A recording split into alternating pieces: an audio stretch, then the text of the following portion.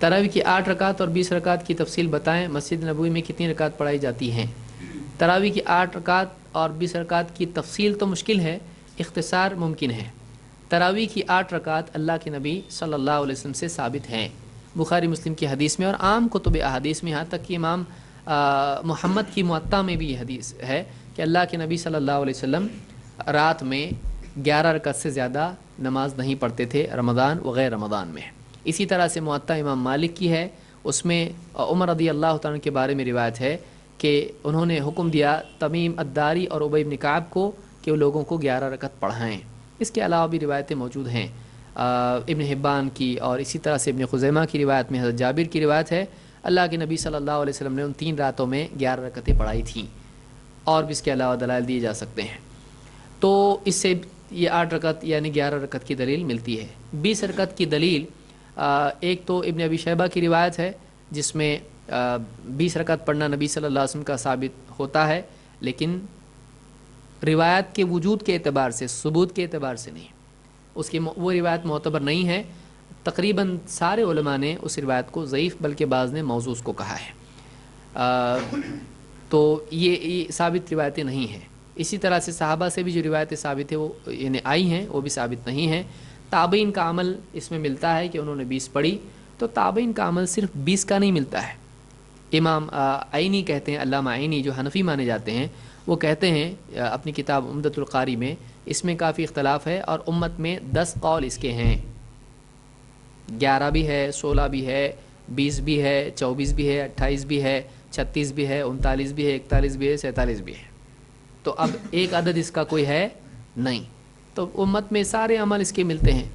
تو تابعین سے 47 رکعت بھی ملتی ہے، تو کوئی آدمی یہ اگر کہتا ہے کہ بھائی آپ کو 20 بھاری اس لیے آپ 11 پڑھتے ہو، ہم یہ کہہ سکتے ہیں صحیح آپ کو 47 بھاری اس لیے آپ 20 پڑھتے ہو، تو یہ کم زیادہ کا مسئلہ نہیں ہے۔ اور پھر کوئی آدمی کہے جب اتنا اختلاف ہے تو کرے کیا، تو ہم کہتے ہیں کہ وہی کریں جو اللہ کے نبی صلی اللہ علیہ وسلم کرتے تھے۔ تو یہ اس کی تفصیل ہے اختصاراً۔ مسجد نبوی میں کتنی رکعت پڑھی جاتی ہیں؟ مسجد نبوی میں 20 رکعت پڑھی جاتی ہے۔ اگر کوئی آدمی کہتا ہے کہ پھر جب 20 رکعت پڑھی جاتی تو پھر آپ کیوں نہیں پڑھتے، ہم کہیں کہ ہمارے نبی نے مدینہ میں کتنی پڑھے، تو مسجد نبوی میں آج یا مسجد نبوی میں حضرت عمر کے زمانے میں، حضرت عمر کے زمانے میں مسجد نبوی میں کتنی پڑھی جاتی تھی؟ 11، اور آج کتنی پڑھی جاتی ہے؟ 20۔ کیوں؟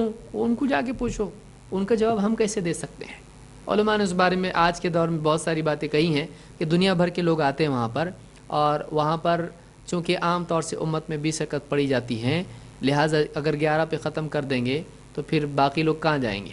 اس لیے 2 امام انہوں نے رکھے ہیں، 10 پہ وہ بدل جاتے ہیں، تو جتنے لوگوں کو 11 پڑھنا ہے وہ ایک کے ساتھ پڑھ کے 10 پڑھنے کے بعد پھر 3 وتر پڑھ لیتا ہے۔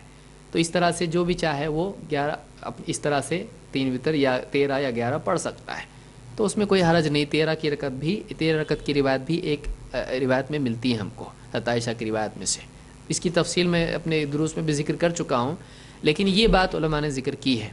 اگر کوئی آدمی کہتا نہیں جب مدینہ میں وہ ہے تو وہ حق ہے، تو پھر مدینہ میں عید کی نماز میں کل ملا کے 12 تکبیرات ہوتی ہیں، تو جو آدمی 20 مان رہا ہے وہ 12 بھی ماننا چاہیے، لیکن وہ نہیں مانتا ہے۔ مدینہ میں رفع الیدین بھی ہوتا ہے، نہیں مانتا ہے۔ آمن بالجہر ہوتا ہے، نہیں مانتا ہے۔